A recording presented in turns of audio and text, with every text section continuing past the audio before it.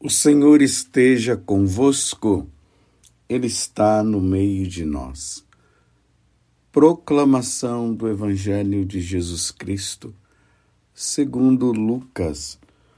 Glória a vós, Senhor. Um dia Jesus estava ensinando. À sua volta estavam sentados fariseus e doutores da lei, vindos de todas as aldeias da Galileia, da Judéia e de Jerusalém. E a virtude do Senhor o levava a curar. Uns homens traziam um paralítico no leito e procuravam fazê-lo entrar para apresentá-lo. Mas, não achando por onde introduzi-lo, devido à multidão, subiram ao telhado e, por entre as telhas, o desceram com o leito no meio da assembleia diante de Jesus. Vendo-lhes a fé, ele disse: Homem, teus pecados estão perdoados. Os escribas e fariseus começaram a murmurar, dizendo: Quem é este que assim blasfema? Quem pode perdoar os pecados senão Deus? Conhecendo-lhes os pensamentos, Jesus respondeu, dizendo: Por que murmurais em vossos corações? O que é mais fácil dizer: Teus pecados estão perdoados, ou dizer: Levanta-te e anda? Pois para que saibais que o Filho do Homem tem na terra poder de perdoar os pecados, disse ao paralítico: Eu te digo, levanta-te, pega o leito e vai para casa. Imediatamente, diante deles, ele se levantou, tomou o leito e foi para casa, louvando a Deus. Todos ficaram fora de si, glorificando a Deus, e cheios de temor diziam: Hoje vimos coisas maravilhosas. Palavra da salvação. Glória a vós, Senhor. Meus irmãos e minhas irmãs, o Senhor virá e não tardará. Ele poderia ter vindo ontem. Ontem nós, católicos, vivíamos esta expectativa, claro, com toda a serenidade do coração. Mas vivíamos isto ontem. O Senhor poderia vir, mas ele não veio. Então hoje, nós precisaremos viver de novo essa expectativa. O Senhor poderá vir hoje, agora, neste exato momento. Amanhã, eu poderia até dizer assim, era ontem, mas pode ser que seja hoje. É assim, meus irmãos, que nós vamos vivendo dia após dia. Nós vamos pedindo a Deus a graça de não perdermos de vista o que o Senhor falou. O que aquele anjo disse quando Jesus tinha acabado de subir para o céu. Os apóstolos olhando Jesus subindo para o céu e depois uma nuvem o ocultou. E de repente o anjo falou para eles: Por que vocês estão olhando para aquele que virá? Dia após dia.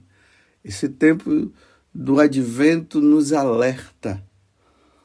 Não percamos de vista isto.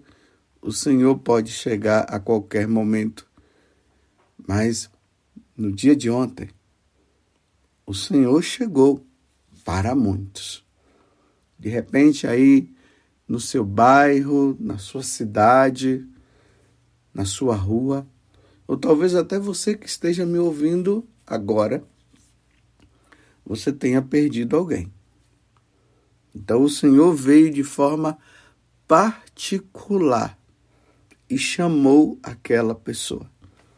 E aquela pessoa, querendo ou não, ela teve que ir. Ela foi.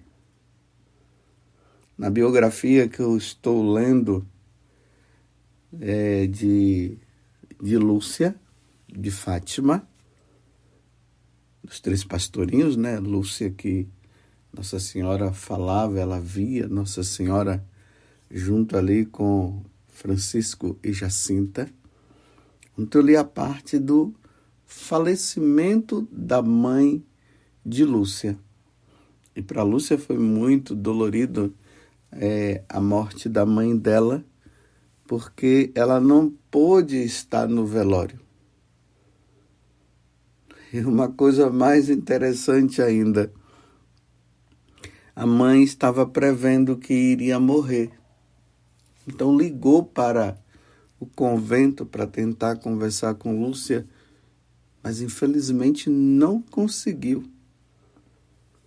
E quando Lúcia havia se despedido da mãe dela pela última vez, quando ela já estava no convento, a mãe foi lá uma vez visitar. Lúcia havia dito para a mãe o seguinte: nós nos veremos no céu. E realmente isso aconteceu, ela não viu mais a mãe. Mas o detalhe que eu quero trazer é este. Naquele dia, Jesus veio buscar. Foi num dia de Nossa Senhora do Carmo, o dia que a mãe de Lúcia morreu. Parece que foi no dia 16 de julho, agora o ano, não sei se foi 1947, acho que foi, por aí. Nossa Senhora veio buscar. A mãe de Lúcia fechou os olhos para esse mundo, para abrir no outro, para abrir na eternidade. O Senhor veio para ela naquele dia. O Senhor não veio para outras pessoas, o Senhor veio para ela e para outras pessoas também. Mas muitos também naquele dia, naquele ano, não foram. Você entende o que eu estou acabando de dizer? Essa expectativa do Senhor que virá na sua glória com seus anjos e santos para julgar o mundo, julgar a todos nós. Isso vai acontecer num dia determinado que nós não sabemos. Deus não quis revelar isso para nós. Mas, ao mesmo tempo, dia após dia, o Senhor vem nos buscando. Vai nos levando. Agora mesmo, neste exato momento, enquanto eu estou falando para vocês, alguém, em qualquer parte do mundo, ou muitas pessoas, estão indo ao encontro do Senhor. Então, o Senhor virá e não tardará. Então, para aqueles que ficam dizendo, a história, esse negócio da vinda do Senhor, ele não virá. Primeiro porque Deus não existe. Outros estão dizendo, sim, ele virá, mas vai demorar muito. Olha, demorando muito ou não, o Senhor está vindo dia após dia para levar os nossos. Neste exato momento, em qualquer parte do mundo, alguém está sendo velado em algum velório. Outros já estão sendo conduzidos para o cemitério. E a alma dela já foi para prestar contas a Deus dos seus atos, como diz na carta aos Coríntios. É diante disso que nós vamos olhar o evangelho de hoje. Esse paralítico que foi levado pelos seus 4 amigos. A fama de Jesus estava cada vez mais crescendo em toda a Galileia, em toda a Judéia, em Jerusalém e até fora, entre os pagãos. A fama de Jesus estava crescendo. Lá em Cafarnaum, porque esse fato aconteceu em Cafarnaum, ali na casa da sogra de Pedro, que fica do lado da sinagoga, levaram esse paralítico. Estava ali naquela cidade um homem, estava fazendo grandes coisas extraordinárias, como nós vimos no final do evangelho de hoje. Hoje vimos coisas maravilhosas. As pessoas estavam vendo coisas maravilhosas com aquele homem, Jesus de Nazaré, que é Deus. Demônios se submetiam a ele. Pessoas eram curadas milagrosamente. Outras pessoas se convertiam e passavam a segui-lo, como nós vemos ali o próprio Mateus e tantos outros. E diante desta fama, aqueles 4 amigos levaram aquele homem paralítico. Na cabeça deles estava o seguinte: hoje é o dia da chance de nosso amigo sair dessa paralisia. Vamos levá-lo para o grande mestre, Jesus de Nazaré. Ele vai curar você. Então veja, havia uma esperança, tanto por parte dos amigos, como do próprio paralítico. E eles estavam decididos: nós não vamos voltar sem você estar curado. Chegando lá, a casa da sogra de Pedro estava lotada, então eles resolveram passar por cima, ali pelo telhado, e levaram. Mas aqui acontece uma coisa surpreendente que ninguém esperava. Quando Jesus olha aquele paralítico, Jesus, vendo a fé, Jesus disse: homem, teus pecados estão perdoados. É aqui que é o impressionante. Era para Jesus ter dito: homem, levanta-te.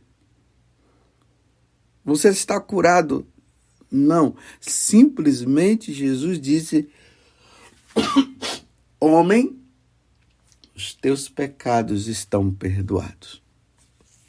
E ali os doutores da lei, os fariseus, começaram a chamar Jesus de blasfemo, porque eles mesmos disseram: quem é que pode perdoar os pecados senão Deus? Então ele está se passando por Deus. Agora, além de estar fazendo tantas coisas e até infringindo a lei, fazendo curas nos dias de sábado, agora ele está dizendo que ele é Deus. Aí Jesus mostra: tá bom. Para vocês verem que eu tenho o poder de perdoar os pecados, porque realmente eu sou Deus. Então agora eu vou falar para esse homem: levanta-te e anda. E aquele homem levantou. E o povo ficou admirado. Agora vejam, meus irmãos. É impressionante porque Jesus não estava preocupado com o corpo daquele homem. Aquele corpo paralisado. Jesus estava preocupado era com a alma dele. A alma dele, sim, estava numa paralisia, estava encerrado no pecado. E os pecados daquele homem paralítico poderia levá-lo à perda da salvação. Por isso que Jesus não se preocupou com o corpo dele. Jesus passou a preocupar-se com a alma. A alma dele precisaria voltar ao estado de limpeza. A alma dele estava imunda. A alma dele jazia no pecado. Porque Deus, ele olha além. Nós víamos aqueles homens lá, o povo viu o paralítico, o corpo do paralítico. Jesus viu a alma. E a alma dele estava numa paralisia muito maior. Porque o corpo dele, como nós sabemos, como a igreja nos ensina, porque Jesus nos ensinou isso, o corpo dele na ressurreição irá se transformar. Nós teremos um corpo glorioso na ressurreição.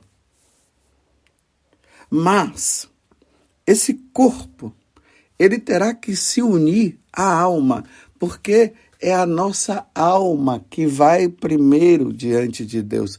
E se a nossa alma vai diante de Deus primeiro, é claro que nós temos que nos preocupar com a nossa alma. E a nossa alma não pode estar suja no pecado.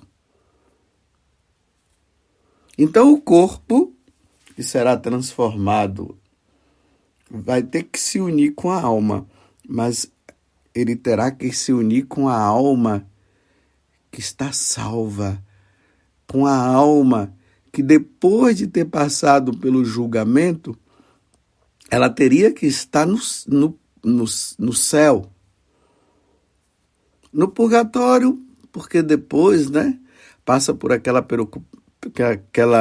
purificação que ainda não permite entrar no céu totalmente, mas depois de estar no céu, esse corpo precisará se unir com a alma salva, não com a alma perdida, não com a alma condenada.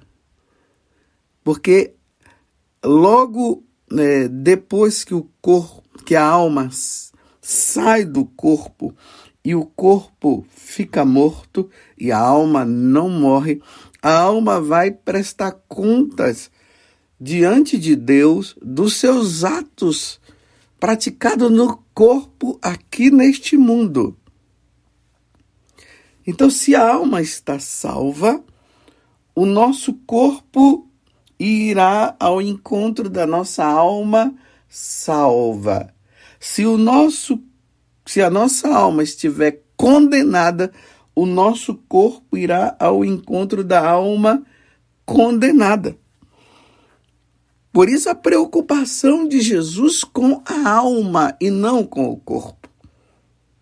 Você entendeu? Você entende a importância de nós estarmos sempre em estado de graça, não no estado da desgraça? Você entende a importância de nós estarmos com a nossa alma limpa e não suja? Você entende? E aqui, meus irmãos, tem um grande ensinamento também. Não importa se o corpo está são ou se o corpo está doente. Porque aqui era um corpo doente, era um corpo paralítico. E imediatamente Jesus olhou para aquele homem e disse: teus pecados estão perdoados. Jesus não falou: você está curado. Ele falou: os teus pecados estão perdoados. E ele fez isso. Ele só fez a cura do corpo porque os fariseus e os doutores da lei estavam chamando ele de blasfemo.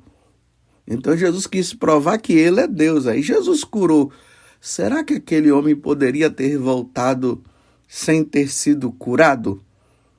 Poderia. Mas com a alma limpa, com a alma perdoada. Olha que coisa belíssima e que nós não entendemos. E precisamos ter em mente isso. Sim, nós precisamos cuidar do nosso corpo, sim. Precisamos ir no médico, sim. Precisamos fazer os nossos exercícios físicos, sim. Mas, meus irmãos, não vai adiantar também essa luta incessante para ter um corpo sadio enquanto se tem uma alma doente, para entender melhor. Uma alma que jaz no pecado. Não vai adiantar nada. Nós vemos hoje as pessoas nessa luta constante para ter uma saúde boa e tal. A primeira coisa que as pessoas perguntam é: e aí? Como é que está a sua saúde? Por que as pessoas não perguntam assim: e aí? Você está sem pecado?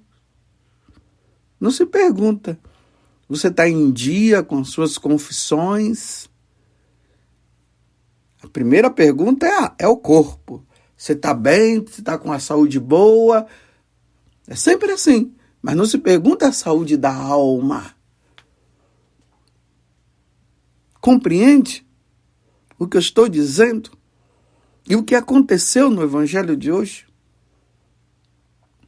E eu vou dizer uma coisa. Tem muitos corpos que estão num hospital, que estão numa cama em casa, numa cadeira de rodas,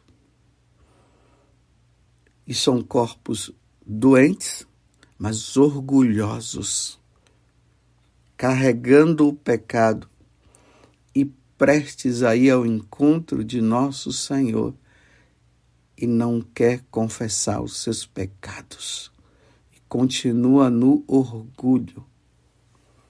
Uma vez eu me deparei com uma situação que eu fiquei muito preocupado. Trouxeram um homem numa cadeira de rodas para que ele se confessasse. Não sei se ele estava querendo ou se a família que levou. Quando começamos a conversar, o homem vivia junto com uma mulher. Mas o caso dele era muito fácil.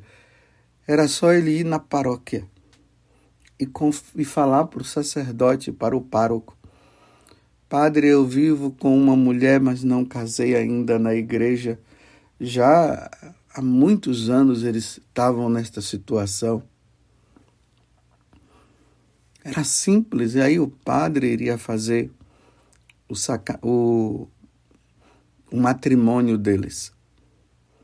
Eu preocupado na hora, porque a condição dele ainda não dava para ele receber a absolvição. Eu chamei a companheira dele, que também estava lá, e nós conversamos ali. E eu disse: vocês precisam receber o sacramento do matrimônio. Olha, pasmem, o homem tinha 80 e poucos anos. Você poderia até dizer assim: mas padre, um homem de 80 anos? Sim, um homem de 80 anos que não confessava há mais de 40. Sem confissão, sentado numa cadeira de rodas, igual o paralítico de hoje. Então eu chamei os dois para conversar. E aí, falei com a companheira dele, uma senhora também idosa, e ela disse o seguinte: Padre, eu e meus filhos já há muito tempo estamos pedindo a ele para nós casarmos e ele não quer. O homem na cadeira de roda. E aí eu disse assim, eu falei: mas por que ele não quer? Eu perguntei. Aí ela disse assim: sabe por quê, padre? No início era eu que não queria casar, porque ele era viúvo, ele já tinha vindo de um casamento, estava viúvo, estava livre. A mulher, ela nunca tinha casado, era livre. Então, no início, não sei se ela estava com tanta insegurança, e ela disse pro homem, quando ele disse: vamos casar, ela disse não, mas se juntaram. Não casaram, mas se juntaram, veja só. Ok, passados os tempos, a mulher viu a necessidade realmente de receber o sacramento do matrimônio. Então disse, vamos casar. Ele agora não quer. Por birra, ele não quer casar. Um homem de 80 anos, em cima de uma cadeira de rodas, não quer casar. Falei para a mulher, então faz o seguinte, vocês dormem juntos? Ela disse sim, então faz o seguinte, a senhora separa do quarto. E aí a senhora fica livre. A senhora vai agora praticar a caridade, vai ajudá-lo, que não vai deixar ele assim. E a senhora vai procurar o padre na sua paróquia e vai dizer, padre, olha, eu vivo junta há tantos anos, não existe empecilho nenhum, e agora eu já reconheço que eu preciso receber o sacramento do matrimônio, mas o meu companheiro não quer receber. Então eu resolvi me separar do quarto, vou ajudá-lo como irmão, porque ele não quer casar, e eu quero me confessar, padre, para receber o sacramento do matrimônio. Então já são ali idosos, e agora essa foi a alternativa, porque o homem está dizendo que não quer casar. Olha a idade do homem, em cima de uma cadeira de rodas, há anos sem confessar. Você entende? É mais ou menos a situação do evangelho de hoje. Talvez até você não compreenda o mistério e a situação que está ali. A idade em cima de uma cadeira de rodas e poderia resolver o problema. Simplesmente era só chegar lá na paróquia e o padre marcar com o padre, ver as coisas que são necessárias para receber o sacramento do matrimônio, e ele não quer. É assim, meus irmãos, que nós vamos esperar Jesus voltar, sem receber o sacramento do matrimônio, encerrado numa paralisia do pecado, sem querer se confessar. E o Senhor não tardará, e o Senhor virá a qualquer momento. Eu vou dar um conselho para você. Se confesse pelo menos uma vez por mês. Coloque ali, como eu já falei, sempre dou essa orientação para as pessoas. Primeira sexta-feira do mês ou primeiro sábado. Coloca como meta. Aí você vai confessar-se 12 vezes no ano. Aí, pelo fato de se confessar com frequência, os mortais vão desaparecendo e vai ficar apenas os veniais. E elimine os mortais. Elimine. Fica somente com esses do dia a dia, como nós falamos, uma irritação, uma briguinha que surge aqui, às vezes um julgamento lá, esses do dia a dia. Mortal, não. Não vamos ficar encerrados em cima de uma cadeira de rodas, meus irmãos, no pecado mortal, vivendo uma birra. Eu não quero receber o sacramento do matrimônio porque quando eu quis, você não queria. Meu Deus do céu. Estou rezando por este homem. Estou rezando para que ele possa deixar o orgulho de lado e receber o sacramento do matrimônio. Aí eu disse, caso queiram receber o sacramento do matrimônio, caso ele queira, confessem antes ali, um dia antes ou no mesmo dia em que vão receber o sacramento do matrimônio. Mas nós não podemos brincar, porque o Senhor não tardará. Ele virá a qualquer momento. E quando o Senhor vier, Ele precisará nos encontrar em estado de graça, não no pecado. E Jesus olhou para aquele paralítico e disse para ele: os teus pecados estão perdoados. Louvado seja nosso Senhor Jesus Cristo, para sempre seja louvado, e a nossa Mãe Maria Santíssima.